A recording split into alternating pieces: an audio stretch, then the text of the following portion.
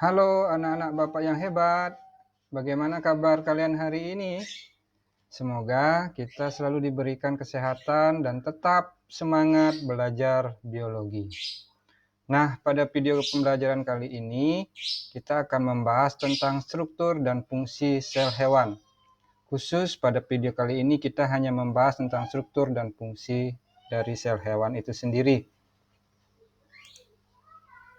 Selanjutnya, tujuan pembelajaran pada video pembelajaran kali ini ada dua, yaitu yang pertama mengidentifikasi berbagai organel yang menyusun sebuah sel.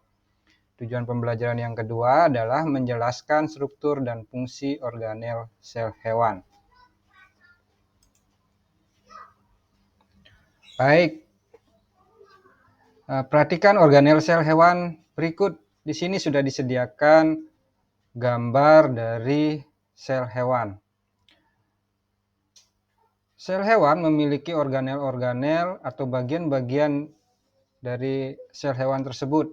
Di sini ada 9 bagian dari sel hewan tersebut. Baik, kita mulai dari yang pertama. Yang ditunjuk bagian yang pertama ini adalah membran sel. Yang kedua, yang ditunjuk pada nomor 2 ini adalah nukleus atau inti sel. Selanjutnya, yang nomor 3, bagian yang nomor 3 ini ditunjuk yaitu adalah sitoplasma.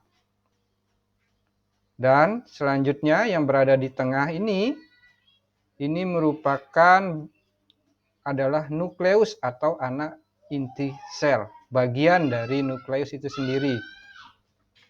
Yang nomor 5, yang bagian ini yang ditunjuk yaitu adalah badan Golgi atau sering disebut juga dengan aparatus Golgi. Nomor 6, bagian yang ini adalah mitokondria.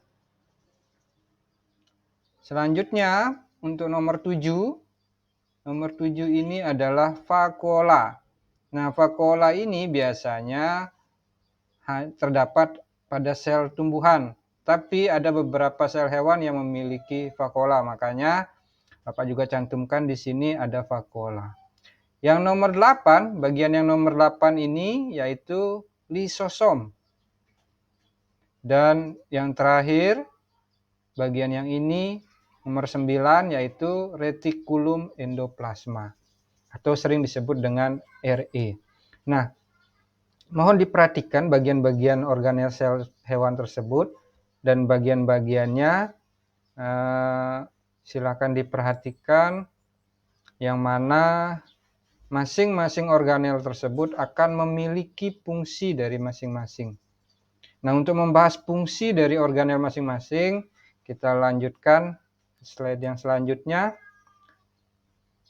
Baik, sekarang kita akan membahas masing-masing fungsi dari organel sel hewan yang sudah kita pelajari tadi.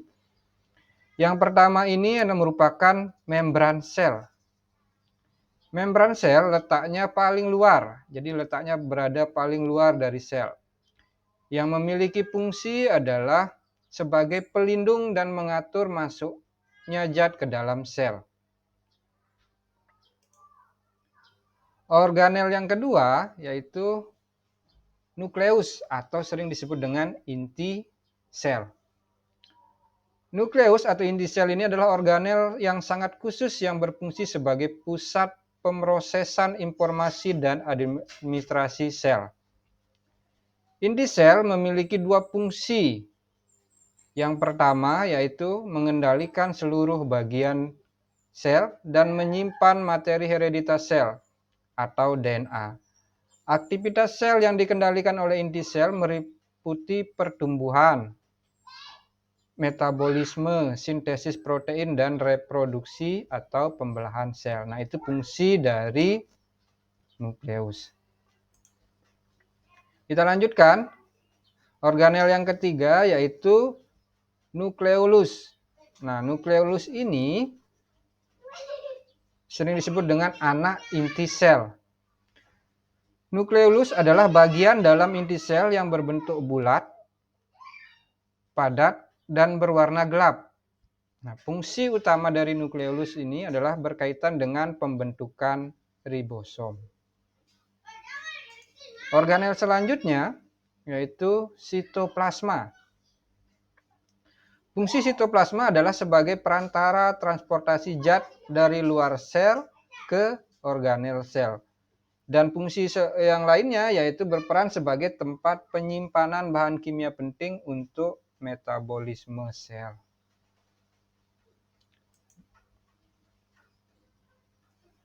Nah, ini organel selanjutnya yaitu badan Golgi, atau sering disebut juga dengan aparatus Golgi. Badan Golgi ini terdapat pada sel hewan maupun di sel tumbuhan.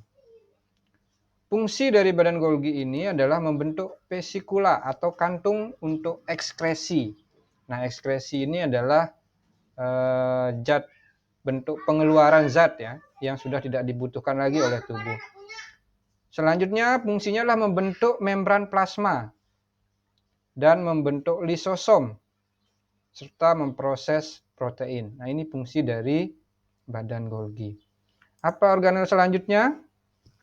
Nah, ini merupakan organel mitokondria.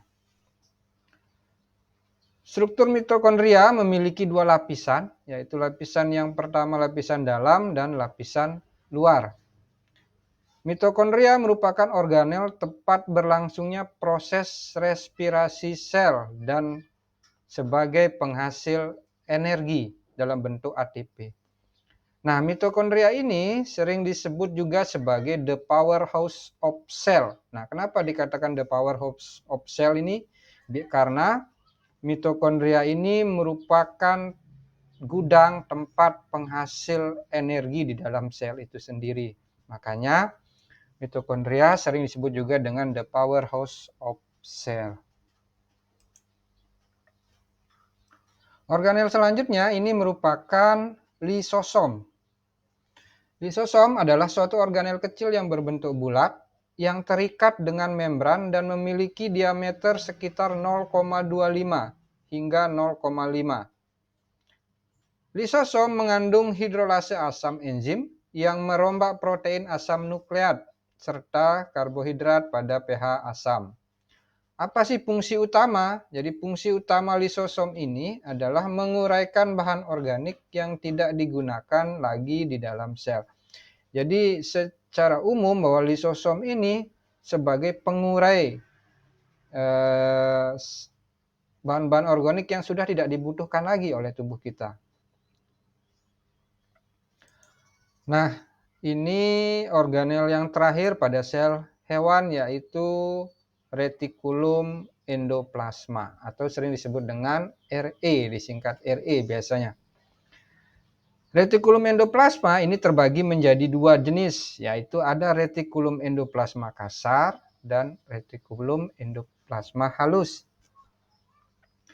Kenapa dikatakan retikulum endoplasma kasar di sini? Karena dia memiliki tekstur yang kasar atau tidak merata karena adanya ribosom yang menempel pada retikulum.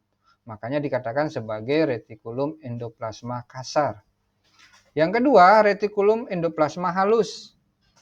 Ini dikatakan retikulum endoplasma halus karena di retikulum endoplasmanya tidak terdapat ribosom sehingga tampak kelihatan halus. Jadi ingat ada dua retikulum, ada retikulum endoplasma kasar dan retikulum endoplasma halus. Nah, fungsi retikulum secara umum yaitulah tempat sintesis dan pengangkutan protein. Nah, ini fungsi dari retikulum endoplasma. Baik, jadi ini pembahasan tentang terkait dengan organel sel, khususnya pada sel hewan. Selanjutnya, pada video selanjutnya, kita akan bahas nanti tentang struktur dan fungsi sel tumbuhan. Jadi ditunggu videonya ya. Baik, sampai jumpa pada video kali ini. Terima kasih, tetap semangat belajar biologi.